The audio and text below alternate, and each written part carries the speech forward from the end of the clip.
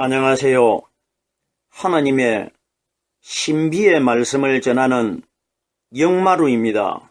오늘 전할 말씀은 구약 성경 창세기에 기록되어 있는 야곱의 12번째 아들 베냐민에 관한 말씀을 영적으로 풀려고 합니다. 야곱의 12번째 아들은 베냐민입니다. 이 베냐민은 특이한 점이 많이 있습니다. 베냐민은 야곱이 자기 생명과 같이 사랑했던 라헬이라는 여자의 두 번째 아들입니다. 자, 보세요.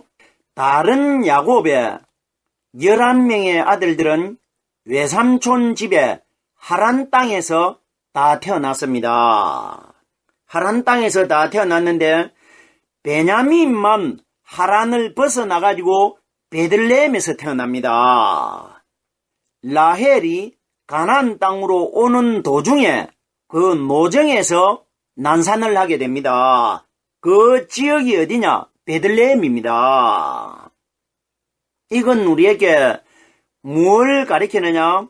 라헬은 바로 이 땅에 예수님을 태어나게 한 마리아의 상징입니다. 마리아가 나사렛에서 가브리엘 천사의 말을 통해 가지고 임신을 하고 잉태를 했는데 아기를 태어나게 출산은 어디에서 하느냐 하면은 베들레헴에 가서 출산을 합니다. 이와 마찬가지로 라헬이 어디에서 출산을 하느냐? 베들레헴에서 출산을 합니다. 그러면 베냐민은 이 땅에 태어나실 우리 예수님의 그림자라는 것입니다. 자, 그럼 보세요. 야곱의 아들이 12명인데 요셉은 애굽으로 팔려가 버렸고, 그리고 야곱이 가나안 땅에 있는 베냐민을 애굽으로 양식을 구하러 보내는데 야곱이 베냐민을 형제들과 함께 보내주질 않습니다. 성경에 기록된 대로 깨달아 보면은 사람의 생각으로는 어떻게 이것을 해석할 수 있느냐? 라헬에게서 태어난 요셉도 짐승에게 찢겨 죽었다고 형제들이 거짓말했지 않습니까? 야곱에게. 요셉도 사라졌는데 그러면 라헬의 줄기에서 남아있는 사람은 베냐민 하나밖에 없습니다.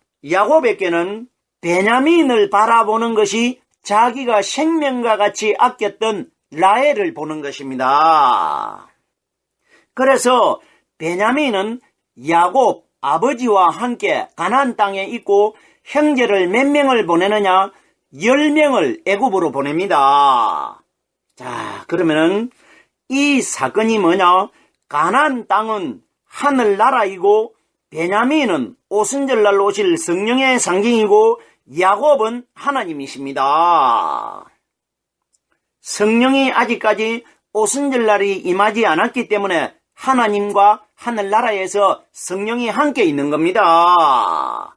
그리고 야곱의 아들 10명은 이 세상 열국 백성들 중에 하나님을 믿는 신앙인들의 상징입니다. 그리고 애굽에 있는 요셉은 마지막 세상을 심판하실 그리스도입니다. 잘 깨달아야 됩니다. 자, 보세요. 그러면은 이 내용에 관해서 창세기 42장에서 창세기 44장에는 누구가 기록되어 있느냐? 전적으로 야곱의 10명의 아들과 요셉과 베냐민에 관하여 집중적으로 기록되어 있습니다. 자, 보세요. 창세기 42장에서 창세기 44장 말씀에 보면은 말제아우라는 단어가 몇 번이 기록되어 있느냐? 8번이 기록되어 있습니다. 8번이. 이건 괜히 하나님이 8번을 말제아우라고 기록한 것 아닙니다.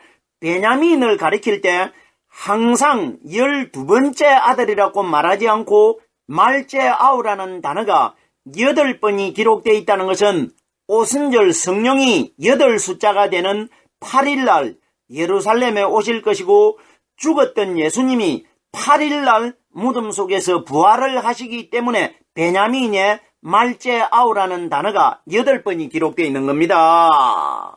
정확하게 우리가 이런 원리, 성경을 어떻게 저자들이 기록하다가 보니까 그것이 8번이 기록돼서 그런 것이지, 이렇게 깨달으면 곤란합니다.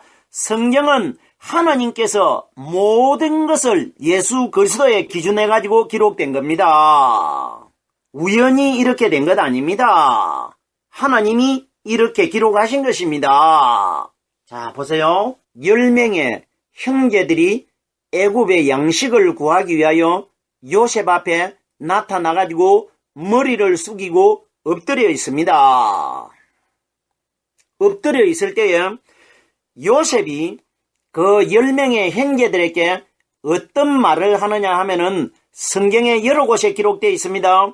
창세기 42장 15절 말씀해 보면은 요셉이 10명의 형들에게 너희는 이같이 하여 너희 진실함을 증명할 것이라.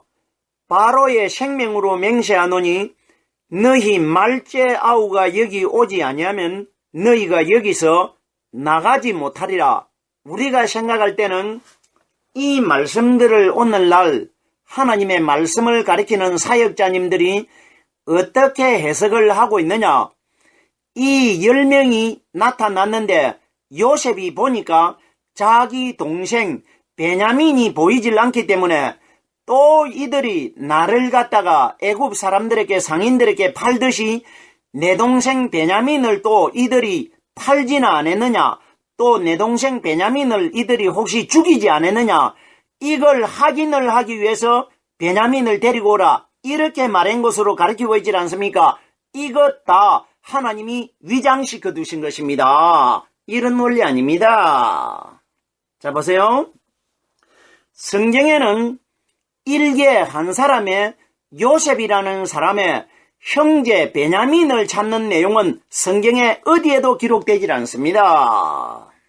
그런 이야기 아닙니다. 이것 다 우리 예수님 이야기입니다. 성경에 어떻게 사람 이야기가 기록되겠습니까? 형제를 찾는 이야기 결단코 아닙니다.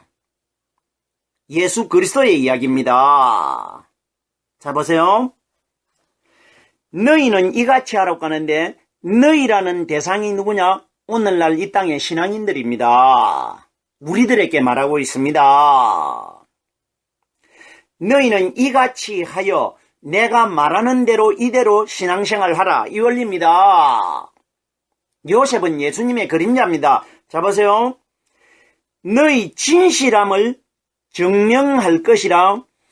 요셉은 보좌에 앉아있고 10명의 형제들은 요셉 앞에 머리를 조아리고 엎드려 있습니다. 이것이 뭐냐? 마지막 세상 심판하는 모습입니다. 애굽은 세상입니다. 그리고 10명의 형제들은 열국 백성들 중에 하나님을 믿는 신앙인들입니다. 야곱의 아들 10명은 다 하나님을 믿는 신앙인들 아닙니까? 세상 심판 때 사건을 미리 보여주는 겁니다. 자, 보세요. 너희 진실함을 증명하라고 하는데 마지막 심판날 이 땅에 열국 백성들이 예수님에게 심판을 받는데 우리의 진실함을 심판주 앞에 증명하라, 이겁니다. 증명을 하는데 조건이 하나 거기에 붙어 있습니다. 바로의 생명으로 맹세하노니, 야곱이 바로의 생명으로 맹세한다는 것은 하나님의 이름으로 맹세한다, 이 말입니다. 여기에 나타난 바로는 하나님이십니다. 요셉을 자기 생명과 같이 사랑했고 자기가 가지고 있는 모든 권한을 요셉에게 다 넘겨줬습니다. 하나님이 우리 예수님에게 모든 권한을 다 넘겨주시는 것입니다. 바로는 하나님의 상징입니다. 바로의 생명으로 맹세하노니 하나님의 이름으로 맹세한다, 이 뜻입니다. 너희 말제아우가 여기 오지 아니하면 너희가 여기서 나가지 못하리라. 이건 무슨 이야기냐? 마지막 심판날 하늘나라에 있는 가나안 땅에 있는 성령이 오순절날 이 땅에 오실 것입니다. 그 성령이 120명에게 오기 때문에 베냐민이 12번째 아들이 되는 겁니다. 무슨 말씀인지 깨달아주셔야 됩니다. 그러면은 마지막 심판날 우리들이 가나안 땅 하늘나라에서 이 땅에 예루살렘에 오신 120명에게 오신 성령의 말씀을 가져야 심판주 앞에 진실함이 증명된다는 것입니다. 무슨 뜻인지 충분히 깨달을 수 있지 않습니까? 너희가 말째 아우가 너희와 함께 여기에 오지 아니하면은 여기서 너희가 나가지 못하리라. 이건 무슨 이야기입니까? 여기는 애굽입니다. 나가는 곳은 어디냐? 하늘나라로 들어가는 겁니다. 이 땅에 하나님을 믿는 신앙인들의 마음속에 말째 아우 12번째 아들이 되는 베냐민의 성령의 말씀을 가지지 않고는 하늘나라로 아무도 못 들어간다. 이 원리입니다. 기가 막힌 내용들 아닙니까? 우리가 베냐민을 대수롭지 않게 생각하면 안 됩니다. 베냐민은 성령입니다. 자, 보세요. 사사기 20장 2절 위에 말씀해 보면은 이스라엘의 12지파 중에 베냐민 지파가 하나의 지파가 없어질 뻔했습니다. 11지파가 하나님께 기도를 하고 해가지고 하나님께서 12번째 베냐민 지파를 다시 살려줍니다. 이건 뭐냐? 죽었던 예수님이 살아났는데 살아나신 그분이 120명에게 옵니다. 이 12숫자를 가진 사람이 누구냐? 베냐민, 성령을 가리킨 것입니다. 오순절날 부활하신 그리스도가 120명에게 오기 때문에 베냐민이 12숫자를 가진 성령 숫자라는 것입니다. 자, 보세요. 우리 예수님께서 이 땅에 오셔가지고 예루살렘의 6월절 행사에 참석했다가 우리 예수님을 잊어버렸지 않습니까? 그때 나이가 몇 살이냐? 12살입니다. 우리들이 예수님이 정말 12살 소년시대에 성경에 이 내용이 기록되어 있다 이렇게 깨달으면 안 됩니다. 예수님이 12살 소년이었는지 소년이 아니었는지는 우리와는 관계가 없습니다. 거기에 예수님이 12살을 나이를 먹었다는 것은 예수님이 육신적인 사람으로 나이가 12살 먹은 것을 기록한 것이 아니고 오순절 성령을 기록한 것입니다. 자, 보세요. 부모들이 12살 먹은 예수님을 잊어버렸는데 3일 동안 찾았습니다. 이건 뭐냐? 3일날 부활하신 그리스도를 가리키는 것입니다.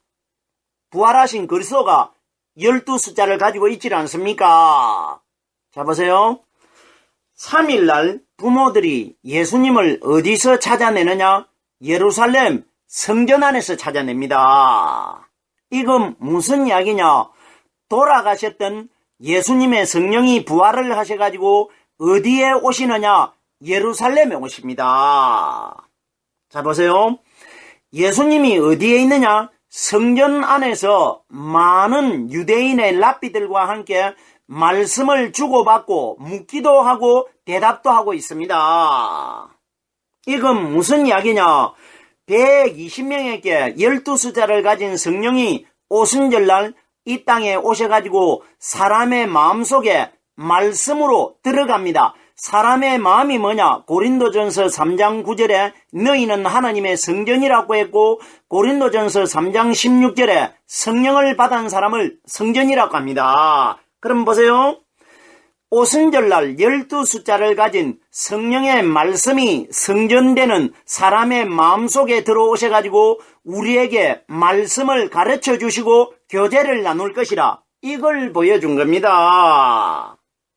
결단코 예수님이 12살 먹을 때 소년시대다 이런 원리 아닙니다. 이것 사람의 생각 아닙니까?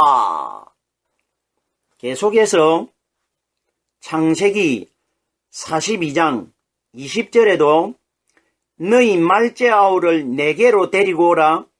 그리하면 너희 말이 진실남이 되고 너희가 죽지 아니하리라. 보세요.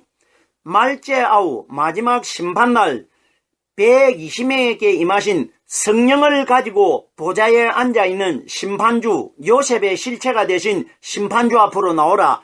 이렇게 돼야 말째 아우와 함께 나와야 너희 말을 내가 믿어주겠다. 이건 뭐냐? 오순절날 임하신 성령으로 깨달은 말씀을 함께 가지고 나와야 내가 너희를 진실한 사람으로 믿고 선택하겠다. 이 원리라 말입니다. 기가 막힌 내용들입니다. 계속해서 창세기 42장 34절에도 요셉이 10명의 형제들에게 너희 말째 아우를 내게로 데리고 오라.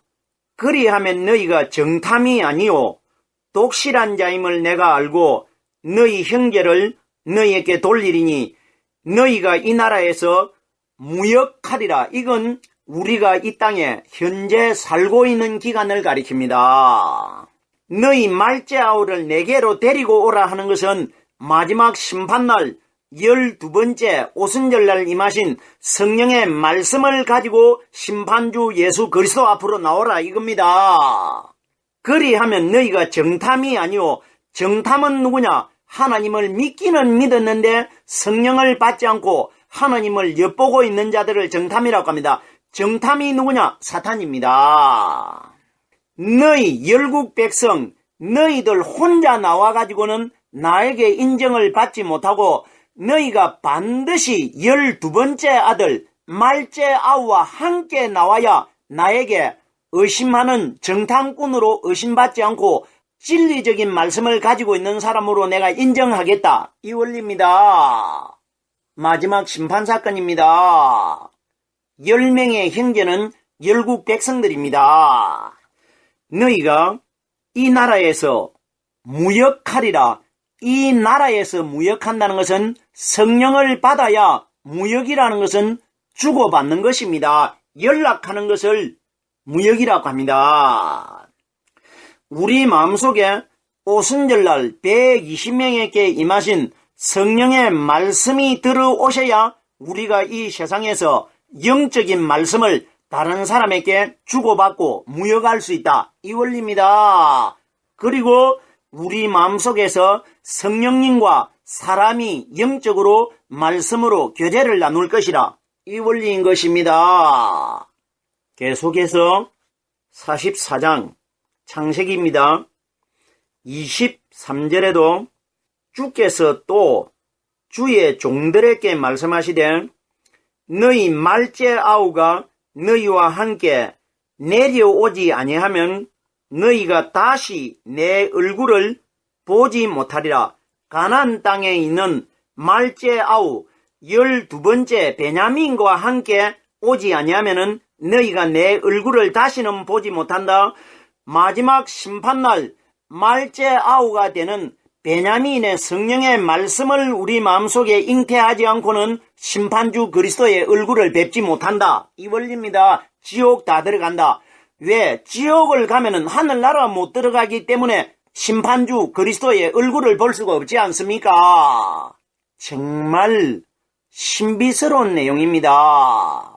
제가 전하는 말씀을 신비의 말씀이라고 제목을 붙입니다. 제가 전하는 이 신비의 말씀은 영적인 것입니다. 예수님께서 이 땅에 오셔가지고 너희가 썩는 양식을 위하여 일하지 말고 썩지 않는 양식을 위하여 일하라. 이 양식은 인자가 너희에게 준다고 했습니다. 이것이 뭐냐? 성령으로 깨달은 말씀입니다. 보세요. 사탄은 바보가 아닙니다.